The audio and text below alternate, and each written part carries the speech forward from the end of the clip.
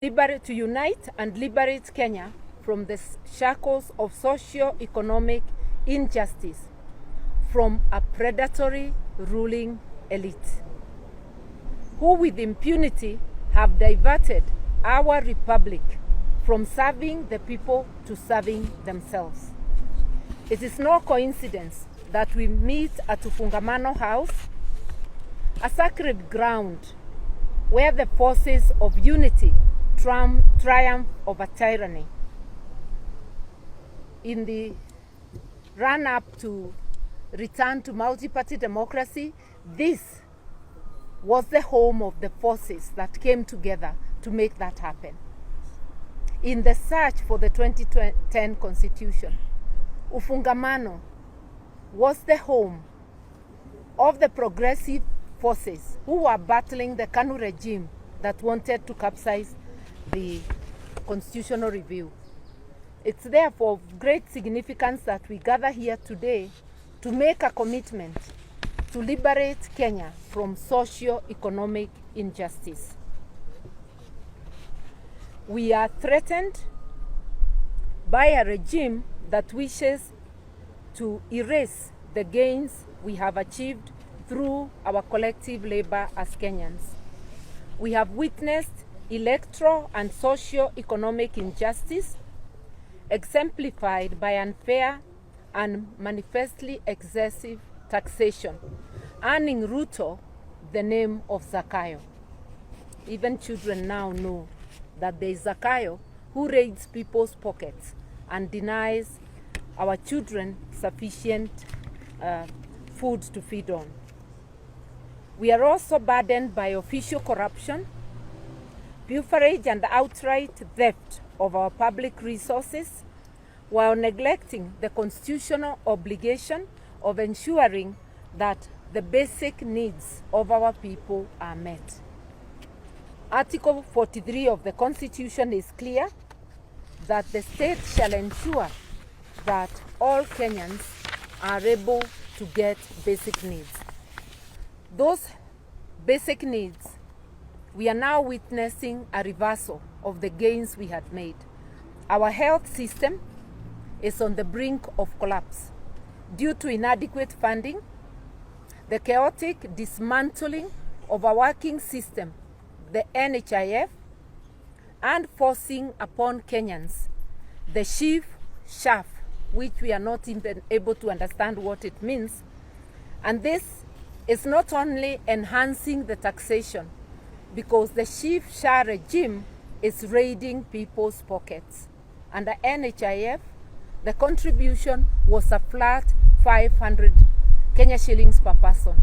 SHIF seek to take from those who have pay slips 2.75 of their earnings, basically 3%. And these are pay slips that already have been raided by overtaxation. This is eroding access to quality health care.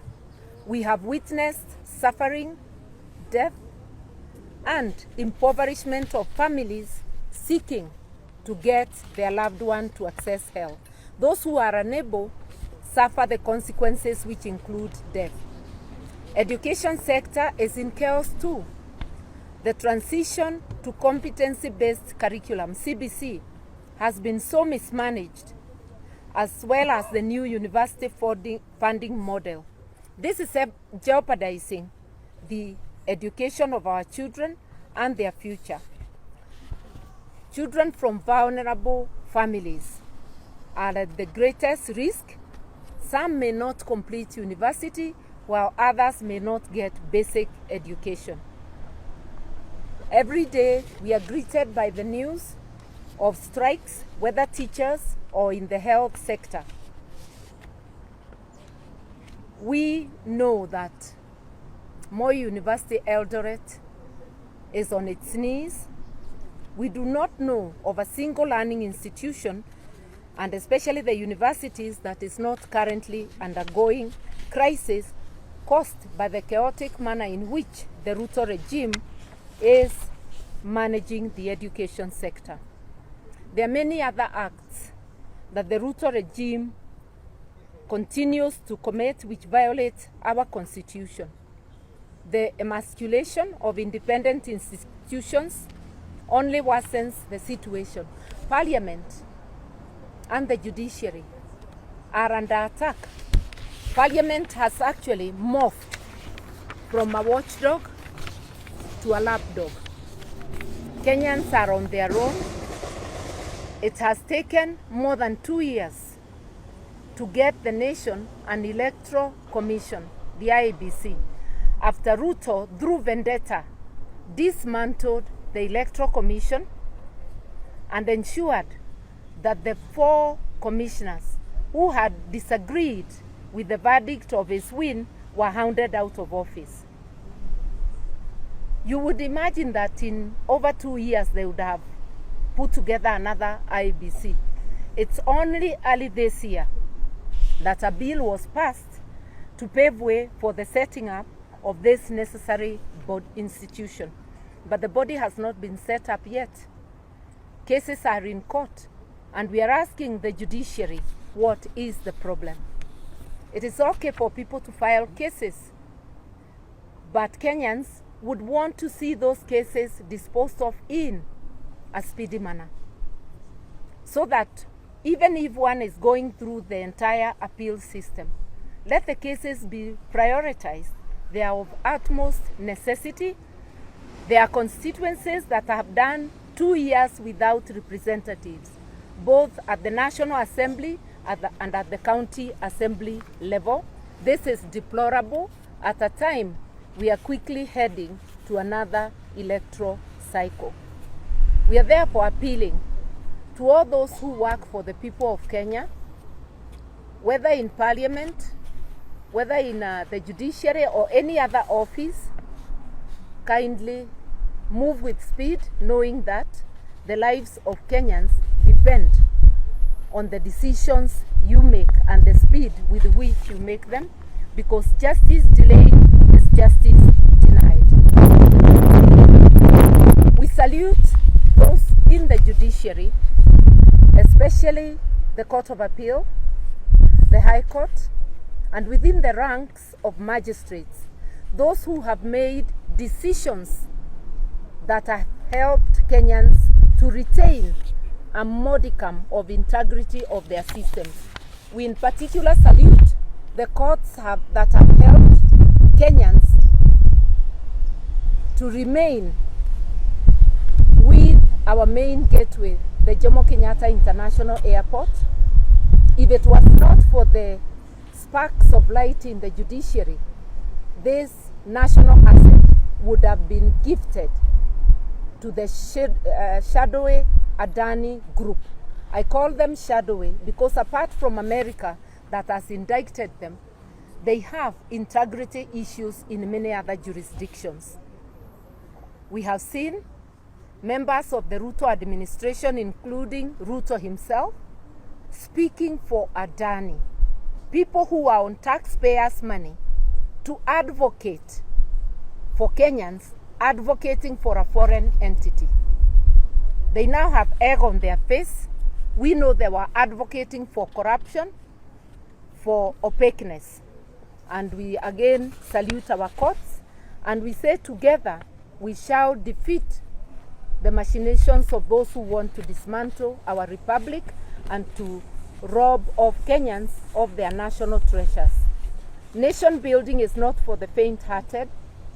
Our institutions are as good as the people who run them. The rot in the executive permeates all levels, and therefore, to save ourselves and to save our homeland, we must redouble our efforts to rid ourselves of this inept, corrupt, and heartless Ruto regime. In order to restore our constitution order, Ruto must go. In order to build a functioning state that serves the interests of people rather than a handful of political elites and their cronies, Ruto must go. In order to restore access to quality health care for all, Ruto must go. to restore and enhance quality education for our children. Ruto must go. In order to strengthen our agriculture and agribusiness, and in order to feed ourselves. Ruto must go. In order to build a cohesive nation where every child, our youth, every woman and man have an opportunity to realize their full potential. Ruto must go. In order to release the full potential of our human and other resources, and to build a prosperous nation for all. Ruto must go. In order to have transparency, accountability in Kenya. Ruto must go. Indeed, because we know the DNA of the Ruto administration is lies, more lies, corruption, and extrajudicial executions. Yes. Kenya is ready and committed to mobilize, to unite Kenyans, and work with all people of goodwill to liberate this country and to rid of the country one Zakayo